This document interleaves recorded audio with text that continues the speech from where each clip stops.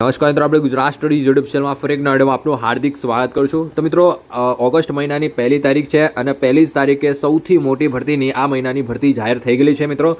જેના માટે કોઈ પણ ગ્રેજ્યુએટ, તમે BA કરેલું હોય, BCom કરેલું હોય, XYZ, તમે ખાલી ગ્રેજ્યુએટ હોવા જોઈએ તો પણ તમે આ ભરતી માટે ફોર્મ ભરી શકશો.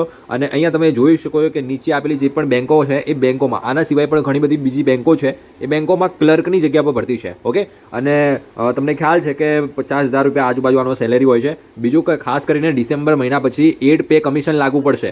ઓકે, તો જેવું એડ પે કમિશન લાગુ પડશે એટલે મિત્રો આ જે સેલેરી છે 50 નહીં 70-80 હજાર આજુબાજુ સેલેરી તમને જોવા મળશે ડિસેમ્બર મહિના પછી. ઓકે, બીજું ખાસ કરીને મિત્રો કે ઓનલાઈન ફોર્મ ભરવાના પણ શરૂ થઈ ગયેલા છે આજથી જ. અને જે પણ ભરતીની વિગતવાર માહિતી આપણે આગળ જોવાની છે, તો પ્લીઝ વિડીયોને લાસ્ટ સુધી જોજો કે પરીક્ષા પદ્ધતિ શું છે, સિલેબસ શું છે, ડિટેલમાં આપણે વાત કરીશું. ઓકે, અને બીજું મિત્રો, ચેનલ પર નવા હોય સબસ્ક્રાઇબ કરવાનું બાકી તો સબસ્ક્રાઇબ કરી રાખજો, જેથી કરીને આવનારી સરકારી ભરતીની અપડેટ તમને સૌથી પહેલા મળી રહે. ઓકે, વધુ ડાયવેસ કરવા વિડીયોને આગળ સ્ટાર્ટ કરીએ.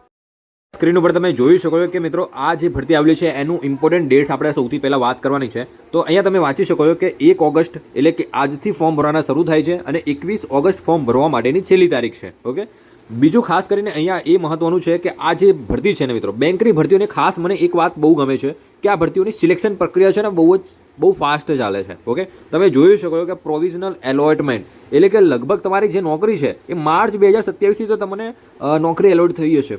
ઓકે, બીજું ખાસ એક વાત મને બીજી એ ગમે છે બેંકની ભરતીમાં કે આના પેપર બહુ ઓછા લીક થાય છે, ના કે બરાબર પેપર લીક. તમે ક્યારેય બહુ ઓછું રેરલી સાંભળ્યું હશે કે બેંક ભરતીના પેપર લીક થયા. ઓકે, બહુ સ્ટ્રિક્ટલી આનું પેપર થતું હોય છે મિત્રો.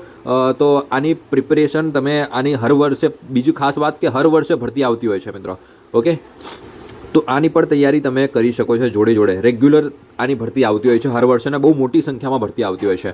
ઓકે, હવે આગળ વાત કરવાની છે પરીક્ષા પદ્ધતિ, સિલેબસ અને બીજું ખાસ કરીને કે આમાં પ્રિલિમિનરી એક્ઝામ અને મેઇન્સ એક્ઝામ હોય છે. તો તમને નોટિફિકેશનમાં જ આપી દે છે કે પ્રિલિમિનરી પરીક્ષા છે ને તમારી ઓક્ટોબરમાં લેવાશે અને જે તમારી પ્રિલિમિનરી એક્ઝામનું રિઝલ્ટ છે એ નવેમ્બરમાં તો તમારું રિઝલ્ટ આપી દેશે. અને મેઇન્સ એક્ઝામ, જે તમારી મેઇન્સ એક્ઝામ હોય છે એ મેઇન્સ એક્ઝામ ડિસેમ્બરમાં લેવાશે, એ પણ નોટિફિકેશન સાથે જ કરી દેશે. ઓકે, અને જે મંથ એમને ડિક્લેર કરેલો છે એ મંથ ઉપર એક્ઝામ કન્ડક્ટ થાય જ છે. તમે પ્રીવિયસ યરના જેટલી પણ ભરતી છે એના જોઈ લેજો રેકોર્ડ, મને તો ખ્યાલ છે. રાઈટ, હવે આગળ વાત કરીએ મિત્રો કે કઈ ભરતી આવેલી છે, શું છે, કેટેગરી વાઇઝ કેટલી વેકેન્સી છે એની વાત કરીએ. હવે મિત્રો અહીંયા તમે જોઈ શકો છો કે જો કે વેકેન્સી તો ઓલ ઓવર ઇન્ડિયા લેવલે 11,400 વેકેન્સી છે. રાઈટ, પરંતુ આપણે સ્ટેટ વાઇઝ વાત કરીએ તો આપણે ગુજરાત સ્ટેટથી એપ્લાય કરવાના છીએ. રાઈટ, અને ગુજરાતમાં જ આપણે જોબ મળી જાય એવું આપણે ઈચ્છીએ છીએ કે જોબમાં હોમ સ્ટેટમાં જોબ મળે તો વધારે સારું, અને આટલી સેલેરી હોય તો ઓર મજા આવી જાય. બરોબર, તો ગુજરાત સ્ટેટમાં મોસ્ટલી કેન્ડિડેટ એપ્લાય કરશે. અને આનું એક રીઝન પણ છે કે મિત્રો બહારના સ્ટેટમાં તમે એપ્લાય પણ નહીં કરી શકશો જ્યાં જો તમને એની લોકલ લેંગ્વેજ આવડે છે. ઓકે, જો તમે અધર સ્ટેટમાં એપ્લાય કરવા માંગો છો, જેમ કે અધર કોઈ પણ સ્ટેટ હોય, તો ત્યાંની તમને લોકલ લેંગ્વેજ આવડવી ખૂબ જ જરૂરી છે મિત્રો. ઓકે, એટલે કે બહારના સ્ટેટના જો ગુજરાતમાં એપ્લાય કરવા માંગે છે તો એ લોકોને પણ ગુજરાતી લેંગ્વેજ આવડવી જોઈએ. હવે તમને પ્રશ્ન થશે, શું ગુજરાતીનું અલગ ટેસ્ટ થશે? તો હા મિત્રો, ગુજરાતીનું પણ લેંગ્વેજ ટેસ્ટ થવાનું છે. કોઈ એક્ઝામ નથી, એના માટે એક બસ ક્વોલિફાઈંગ નેચર હોય છે કે તમને ગુજરાતી આવડે છે કે નહીં એ માટેનું ટેસ્ટ હોય છે. ઓકે, એટલે એક આ બેનિફિટ છે કે અધર સ્ટેટના કેન્ડિડેટ બહુ ઓછા એપ્લાય કરશે. ઓકે, તો આપણે વાત કરીએ ગુજરાતમાં કેટલી વેકેન્સી છે અને બેંક વાઇઝ અહીંયા તમને વેકેન્સી જોવા મળશે, કેટેગરી વાઇઝ પણ તમે જોઈ શકો છો. તો બેંકની વાત કરીએ તો બેંક ઓફ બરોડામાં તમે કેટેગરી વાઇઝ વેકેન્સી જોઈ શકો. ટોટલ બેંક ઓફ બરોડામાં 235 વેકેન્સી છે.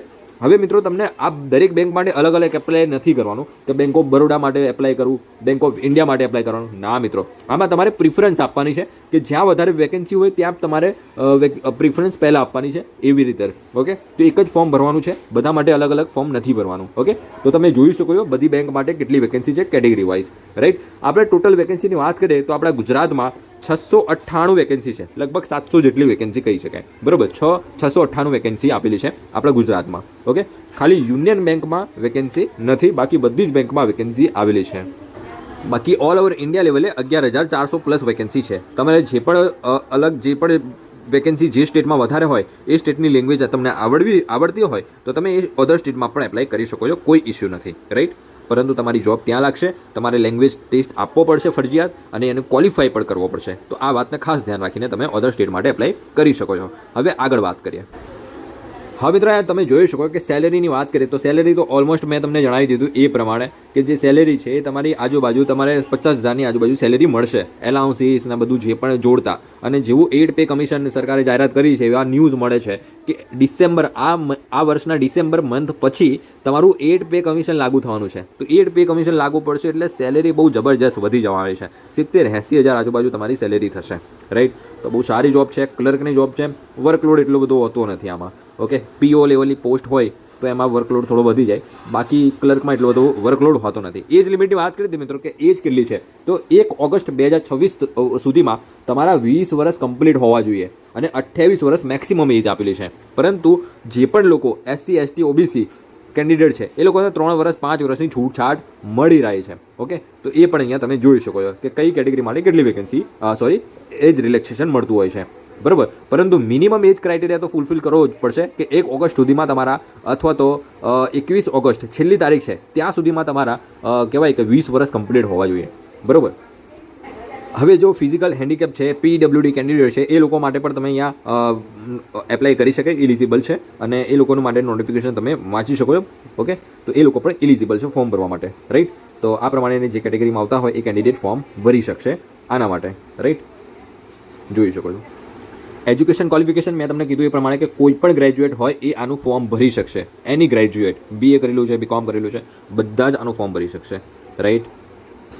ત્યાર પછી એપ્લિકેશન ફીઝની વાત કરીએ તો મિત્રો એપ્લિકેશન ફીઝ આમાં કેટલી છે, તો જે લોકો SC ST છે, PWD કેન્ડિડેટ છે, એ લોકોને એક્સ સર્વિસમેન છે, તો એ બધા જ કેન્ડિડેટને 175 રૂપિયા ફક્ત ફી ભરવાની છે. બાકીની જેટલી પણ કેટેગરી છે, OBC હોય, જનરલ હોય, EWS હોય, બધા જ માટે 850 રૂપિયા એપ્લિકેશન ફીઝ રહેશે. ઓકે, આ એપ્લિકેશન ચાર્જીસ જે છે એ બહુ હાઈ છે. SC ST માટે 175, બહુ સારું કહેવાય કે એ લોકો માટે આટલી ફીઝ ઓછી છે. તો એ લોકોએ તો કમ્પલસરી ફોર્મ ભરી જ દેવું જોઈએ આમાં. ઓકે, બીજું પરીક્ષા પદ્ધતિની વાત કરીએ એ પ્રમાણે કે પરીક્ષા પદ્ધતિ તમારા બે તબક્કામાં લેવાશે, પ્રિલિમિનરી પરીક્ષા અને મેઇન્સ એક્ઝામ. અને પ્રિલિમ અને મેઇન્સ બંને MCQ ટાઈપની એક્ઝામ હોય છે. ઓકે, તો પ્રિલિમિનરી પરીક્ષાની વાત કરીએ, MCQ ટાઈપની પરીક્ષા રહેશે અને જેમાં ફક્ત 3 સબ્જેક્ટમાંથી પ્રશ્નો પૂછાતા હોય છે, જેમ કે ઇંગ્લિશ, મેથ્સ અને રીઝનિંગ.